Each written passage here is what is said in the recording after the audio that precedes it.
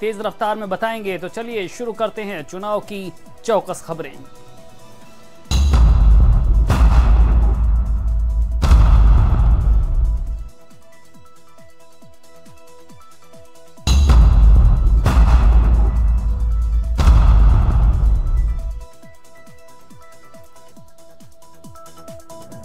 Meerut rally में भारी जनसैलाब की तरफ इशारा करते हुए पीएम मोदी ने कहा कि देशी विदेशी मीडिया जिसे भी देखना हो 2019 में देश का मूड क्या है वो इस भारी जनसैलाब को देख सकते हैं। दिल्ली ही नहीं, दुनिया का मीडिया पूरब पश्चिम उत्तर दक्षिण जिसे भी 2019 का जनादेश देखना हो इस जनसैलाब को देख सकता है। मोदी ने मथुरा रैली में कहा कि देश का मूड कश्मीर से कन्याकुमारी तक अब एक ही है, फिर एक बार मोदी सरकार। भारत मन बना चुका है। भारत के 130 करोड़ लोग मन बना चुके हैं। देश में फिर एक बार बनने जा रही है। पीएम मोदी ने कहा कि मैंने पहले कहा था कि मैं अपने काम का हिसाब दूंगा, तो पिछले 5 साल का हिसाब मैं आपको दूंगा, पर पिछली सरकारों के काम का हिसाब भी लूंगा। मैंने आपको ये भी कहा था कि जो काम किया है उसका हिसाब भी दूंगा, और हाँ, अपना हिसाब दूंगा, साथ साथ दूसरों का हिसाब भी लूंगा। पीएम मोदी ने कहा, आप तो जानते हैं कि मैं चौकीदार हूं और चौकीदार कभी नाइंसाफी नहीं करता है। हिसाब होगा और सबका बारी बारी से होगा। आप तो जानते हैं मैं चौकीदार हूं और चौकीदार कभी नाइंसाफी नहीं करता है। हिसाब होगा, सबका होगा, बारी बारी से होगा। पीएम मोदी ने मेरठ रैली में जनता को संबोधित करते हुए कहा कि एक तरफ दमदार चौकीदार है तो दूसरी तरफ दागदारों की भरमार है। एक तरफ दमदार चौकीदार है और दूसरी तरफ दागदारों की भरमार है। पीएम मोदी ने मेरठ रैली में जनता को संबोधित करते हुए कहा, एक तरफ विकास का ठोस आधार है तो दूसरी तरफ न नियत है न नीति है। एक तरफ विकास का ठोस आधार है तो दूसरी तरफ न नीति है न विचार है और ना ही कहीं नियत नजर आती है। पीएम मोदी ने विपक्ष पर देश के सुरक्षा हितों से खिलवाड़ का आरोप लगाया है और कहा, देश की सुरक्षा से जुड़े कामों से पिछली सरकार भागती रही है। हमारी वायुसेना लड़ाकू विमान मांगती रही और पिछली सरकार फैसले टालती रही। याद रखिए, कुछ लोगों ने कैसे सरकारें चलाई हैं, कैसे देश के सुरक्षा हितों से खिलवाड़ किया है। हमारी वायुसेना नया लड़ाकू विमान मांग रही थी, उनकी सरकार फैसले टालती रही। पीएम मोदी ने कांग्रेस पर सवाल उठाते हुए कहा कि आतंकी हमले और नक्सली हमले में जवान मरते रहे, लेकिन कांग्रेस सरकार ने कोई एक्शन नहीं लिया और मामले को टाला गया। आतंकी हमले में, नक्सली हमलों में हमारे जवान शहीद होते रहे, उनकी सरकार फैसले को टालती रही। पीएम मोदी ने कहा, एक तरफ फैसले लेने वाली सरकार है तो दूसरी तरफ दशकों तक फैसले टालने वाला इतिहास है। एक तरफ नए भारत के संस्कार हैं और दूसरी तरफ वंशवाद और भ्रष्टाचार का बोलबाला है। एक तरफ फैसले लेने वाली सरकार है तो दूसरी तरफ दशकों तक फैसले टालने वाला इतिहास मौजूद है। एक तरफ नए भारत के संस्कार है और दूसरी तरफ वंशवाद और भ्रष्टाचार का बोलबाला है। पीएम मोदी ने विपक्ष पर हमला करते हुए कहा कि विपक्ष को सबका साथ सबका विकास मंजूर नहीं है और इसीलिए महामिलावट वाले दल कश्मीर से लेकर कन्याकुमारी तक एक हो रहे हैं। उन्हें देश के विकास से मतलब नहीं है, वे केवल वंशवाद को बढ़ावा दे रहे हैं। सबका विकास ये उनको मंजूर नहीं है और इसलिए कश्मीर से कन्याकुमारी तक वंशवाद और भ्रष्टाचार की महामिलावट करने वाले दल आज आपके इस चौकीदार से परेशान है।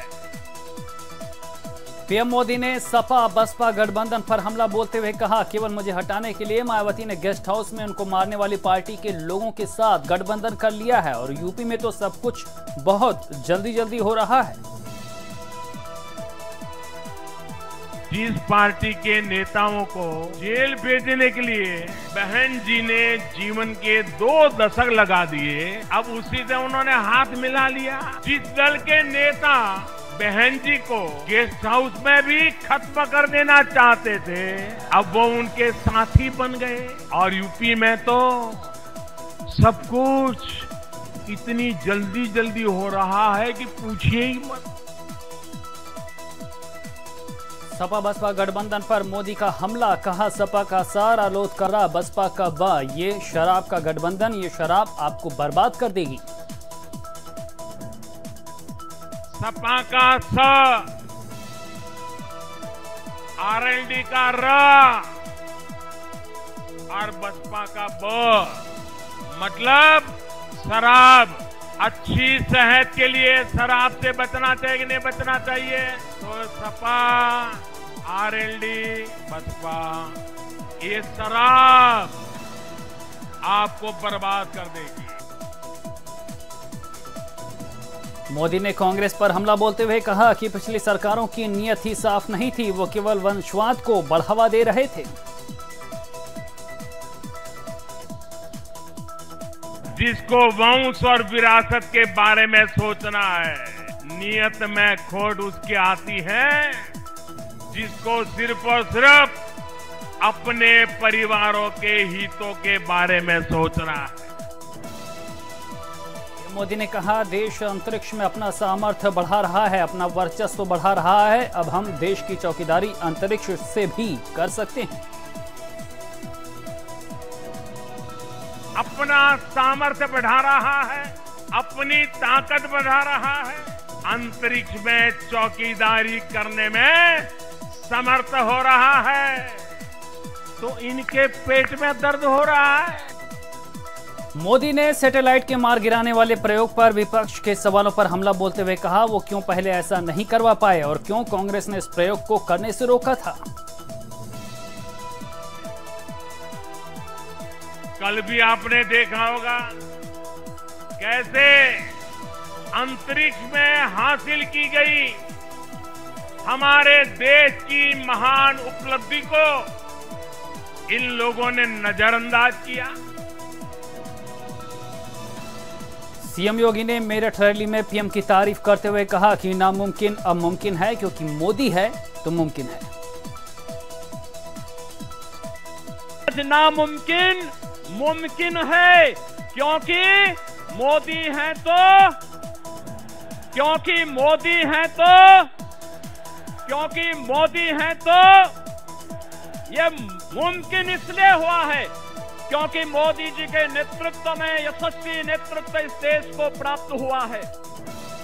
सीएम योगी ने मेरठ की चुनावी रैली में कहा कि पूरे देश के अंदर बिना भेदभाव के अब हर गरीब को लाभ दिया जा रहा है। देश के अंदर बिना भेदभाव के हर गरीब को योजनाओं का लाभ प्राप्त हुआ है। देश के अंदर बिना भेदभाव के हर गरीब को योजनाओं का लाभ प्राप्त हुआ है।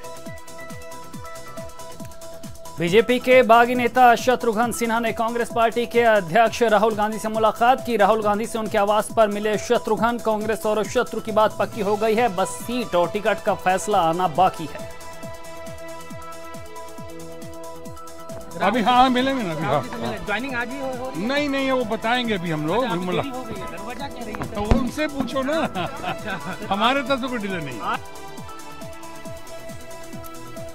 पिछले दिनों शत्रुघ्न ने कांग्रेस अध्यक्ष राहुल गांधी की जमकर प्रशंसा की थी। इसके बाद से अटकलें तेज हो गई थीं कि वो कांग्रेस पार्टी में शामिल हो सकते हैं।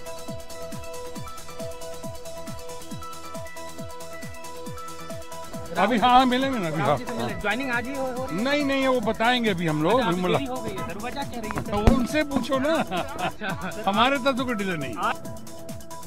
शत्रुघ्न सिन्हा का कहना है कि उन्होंने पार्टी नहीं छोड़ी, पार्टी ने उन्हें छोड़ा है। बीजेपी ने उनके कहे को हमेशा गलत समझा। शत्रुघ्न सिन्हा ने कहा कि मैं तो बस आईना दिखा रहा था।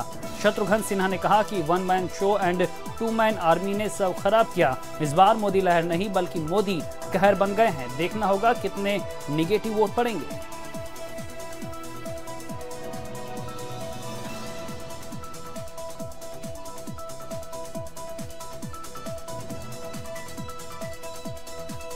बीजेपी के कद्दावर नेता स्वामी प्रसाद मौर्य की बेटी संघमित्रा मौर्य ने बदायूं लोकसभा सीट में खुद के प्रचार के दौरान विवादित बयान दिया। उन्होंने कहा, गुंडों के लिए सबसे बड़ी गुंडी मैं खुद बन जाऊंगी। यदि आपके बीच में कोई दादागिरी करने आता है, गुंडागर्दी कराने आता है, तो उससे भी आप मत डरिएगा कि उन गुंडों से भी बड़ी गुंडी संघमित्रा मौर्य बन जाएगी। यूपी शिया वक्फ बोर्ड के चेयरमैन वसीम रिजवी ने प्रियंका गांधी को लेकर विवादित बयान देते हुए कहा कि वो खूबसूरत हैं। अगर वो पहले यूपी आ जाती तो मैं उनसे अपनी फिल्म में हलाल वाली एक्टर का रोल करवाता। प्रियंका गांधी जी सुंदर है, खूबसूरत है। जब से वो इस मार्केट में आई हैं, अगर पहले आ जाती तो मेरी एक पिक्चर जो अभी 29 तारीख को रिलीज होने जा रही है, राम जन्मभूमि, उसमें अब एक मुस्लिम लेडी को एक कलाकार की हैसियत से हलाला वाला जो सीन था उसके लिए तलाश रहे थे। यूपी शिया वक्फ बोर्ड के चेयरमैन वसीम रिजवी ने कांग्रेस और गांधी परिवार पर हमला करते हुए कहा कि इंदिरा गांधी के पति फिरोज गांधी मुस्लिम थे तो राजीव गांधी मुस्लिम हुए, तो फिर उनके बच्चे हिंदू कैसे? गांधी परिवार कट्टर मुस्लिम परिवार है।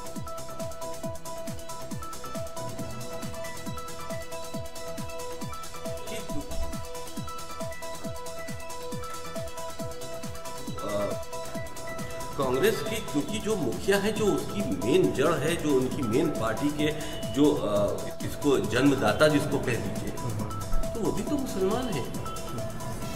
इंदिरा जी के जो लड़के थे वो भी मुसलमान थे और उनके बच्चे भी मुसलमान हैं, तो वो कट्टरपंथी मुसलमानों का इसीलिए तो बार बार कांग्रेस सपोर्ट करती रही है।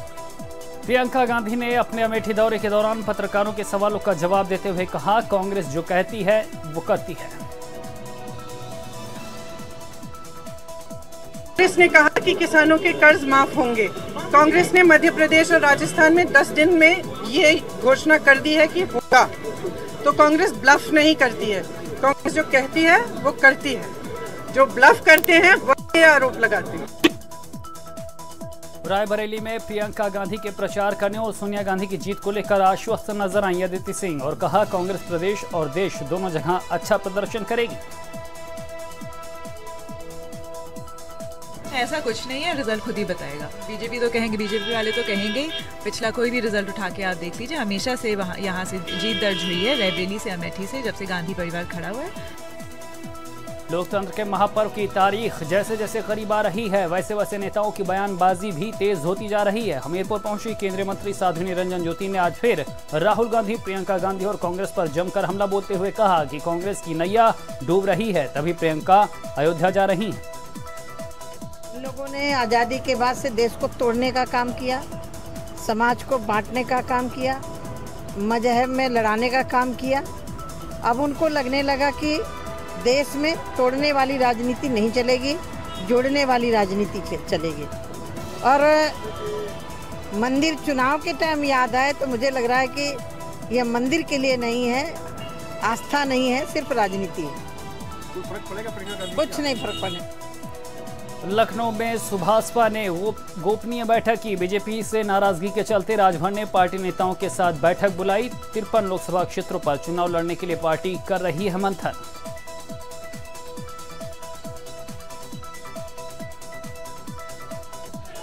मुरादाबाद पहुंचे इमरान प्रतापगढ़ी। इमरान प्रतापगढ़ी ने रोड शो भी किया। चड्ढा सिनेमा से लालबाग तक इमरान प्रतापगढ़ी ने निकाली रैली।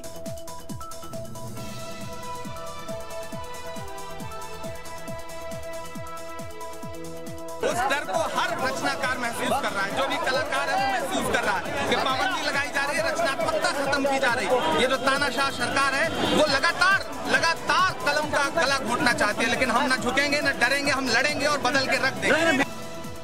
सपा सुप्रीमो अखिलेश यादव ने शराब वार पर पलटवार किया है। आज डेली प्रॉम्प्टर ने ये पोल खोल दी। शराब और शराब का अंतर नहीं पता, ये धुंधला सपना भाजपा 5 साल से दिखा रही। चुनाव आने पर वो नया शराब दिखा रहे हैं। जितिन प्रसाद का भावुक ट्वीट। जितिन प्रसाद का लखनऊ लड़ना लगभग तय। धौरहरा के दौरे पर इमोशनल हुए जितिन। रामपुर से बीजेपी प्रत्याशी जयप्रदा पर संभल के सपा जिला अध्यक्ष फिरोज खान ने अशोभनीय टिप्पणी की। उन्होंने कहा कि रामपुर के लोगों की शाम अब रंगीन हो जाएगी। उन्होंने कहा कि रामपुर के लोग अब मजे लूटेंगे। इतना ही नहीं, उन्होंने जयप्रदा को ठुमके लगाकर ट्रैफिक खुलवाने वाली बताया। मैंने बस में से उतर के उनको देखने की कोशिश की और ये भी हो सकता है कि जाम खुलवाने के लिए कहीं ठुमका न लगाते हैं। रामपुर की शामें बड़ी रंगीन हो जाएंगी अब तो, जब चुनावी मौका चलेगा। लेकिन अपने मजे लूटने में वो कसर इस वक्त छोड़ेंगे नहीं, क्योंकि फिर उन्हें एक दफा मौका मिला है। तो यही तो शामें तो वहाँ की खूब रंगीन होंगी। मुझे ये डर है कि मेरे क्षेत्र के लोग भी कहीं शामें अपनी खूबसूरत करने को वहाँ न चले जाएं। तो मैंने बस में से गाजीपुर में मनोज सिन्हा का जनसंवाद। गांव में जाकर लोगों से किया संवाद। लोगों से मनोज सिन्हा कह रहे कि 2004 में अगर वाजपेयी सरकार बनती तो देश के 10 साल बर्बाद न होते।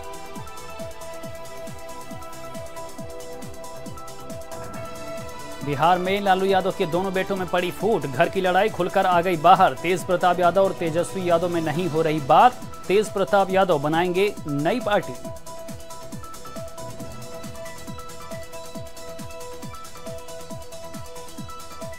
प्रतापगढ़ के कुंडा विधानसभा में गोली चलाने की धमकी। इंद्रजीत सरोज ने गोली चलाने की धमकी दी। मंच से ही उड़ाई आचार संहिता की धज्जियां। इंद्रजीत सरोज का वीडियो सोशल मीडिया पर वायरल। सदैव लड़ाई लड़ी है, हमने सदैव लड़ाई लड़ी है। अब तो चरवाहा का पाला पड़ा है पासी और यादव। क्यों बंसीलाल? हाँ, चरवाहा का पाला पड़ा है। ना ये गोली चलावे में पीछे रहते हैं, ना हम गोली चलावे में पीछे रहते हैं। सीतापुर में बसपा प्रत्याशी नकुल दुबे की सभा में बसपा कार्यकर्ताओं ने काटा हंगामा। बसपा से प्रत्याशी बदलने की मांग की और कार्यकर्ताओं ने नकुल दुबे गो बैक के लगाए नारे।